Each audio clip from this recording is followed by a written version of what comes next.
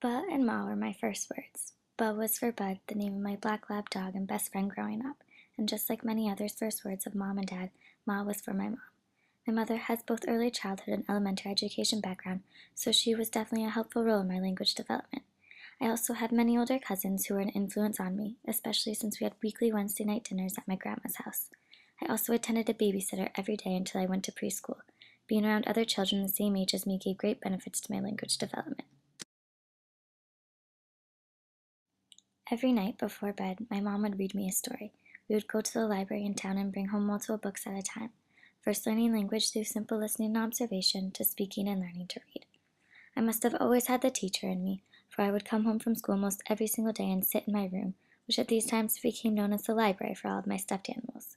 I would sit them up on my floor and read to them.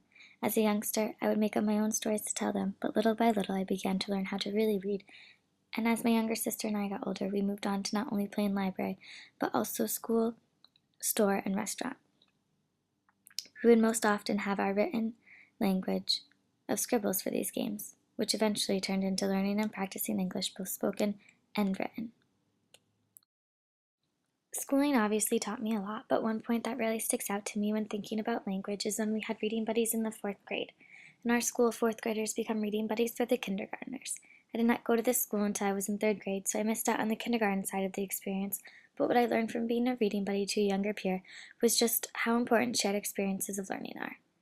5th grade was another turning point for my language development. In 5th grade, both instruments and foreign languages are introduced in my school. I chose to take French and start learning how to play the flute.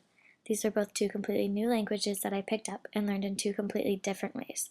Looking back now, it's amazing to think how my teachers did this in such unique and different ways, but I came out learning both.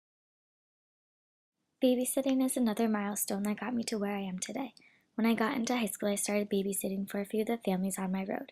Working with children of a variety of ages was quite the test, but I loved it. One of the little boys was the middle child of his family. He had his older sister who could always speak for him, and his younger brother he could babble with and have their own conversations.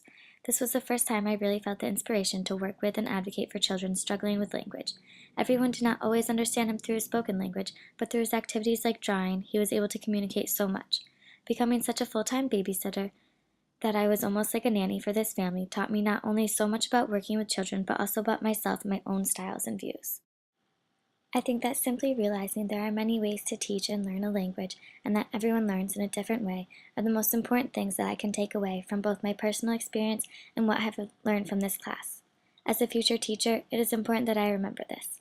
Everyone is an individual. Everyone comes from his or her own history and background.